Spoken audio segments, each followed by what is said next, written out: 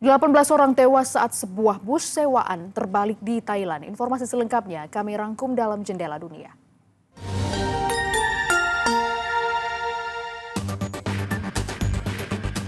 Sebuah bus sewaan terbalik di Thailand Timur pada Rabu pagi menewaskan 18 orang dan melukai 31 lainnya.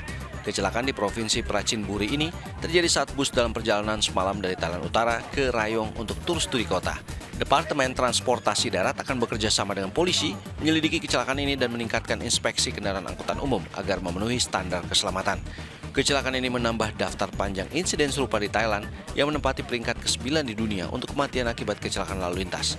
Sebelumnya kebakaran bus fatal terjadi pada Oktober 2023 yang menewaskan 23 orang dan kecelakaan lain pada Desember 2023 di Prachuap Khiri Khan yang memicu kekhawatiran tentang kelalaian pemeliharaan kendaraan dan kelelahan pengemudi.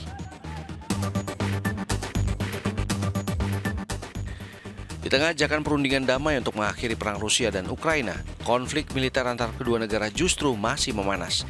Kementerian Pertahanan Rusia pada hari Selasa mengklaim bahwa pasukannya telah menyerang sebuah bandara Ukraina, infrastruktur militer, tempat diproduksi drone, dan titik-titik penempatan sementara pasukan Ukraina.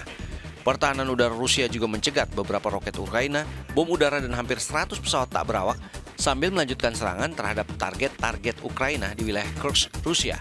Pada hari yang sama, Staf Umum Angkatan Bersenjata Ukraina melaporkan pertempuran yang tengah berlangsung di sepanjang garis depan. Pasukan Ukraina berhasil memukul mundur pasukan Rusia di dekat Kharkiv, Kupiansk, dan Pokrovsk.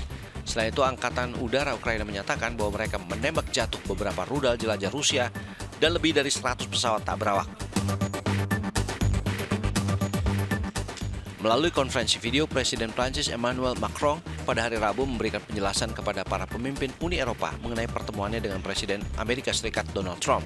Pertemuan yang bertujuan untuk membujuk Trump mendukung Eropa dalam negosiasi dengan Rusia terkait perang di Ukraina disebut Macron sebagai titik balik karena Trump tidak memberikan komitmen tegas.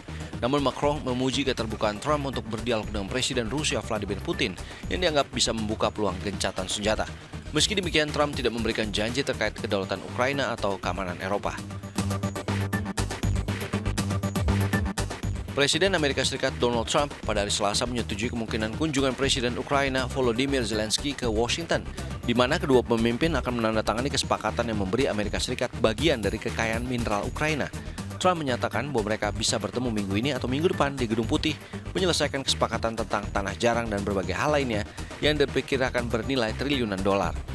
Rancangan kesepakatan yang telah disetujui Ukraina mencakup pembentukan dana bersama dengan Ukraina menyumbang 50% pendapatan dari sumber daya alam dan Amerika Serikat memegang saham terbesar dalam dana itu. Namun ketentuan tentang sumbangan 500 miliar US dollar dan pembayaran kembali bantuan Amerika Serikat di masa depan telah dihapus. Sementara jaminan keamanan bagi Ukraina akan dibahas lebih lanjut saat Zelensky berkunjung. Setelah lebih dari 5 tahun, wisatawan kembali diizinkan mengunjungi Korea Utara. Sebuah kelompok kecil yang dipimpin Koryo Tours melakukan perjalanan ke zona ekonomi khusus Rason yang terletak di perbatasan Cina dan Rusia pada Februari. Ini adalah satu-satunya daerah yang terbuka untuk pengunjung asing dan mereka harus menyeberang ke negara itu melalui jalur darat dari Tiongkok karena perjalanan udara belum diizinkan.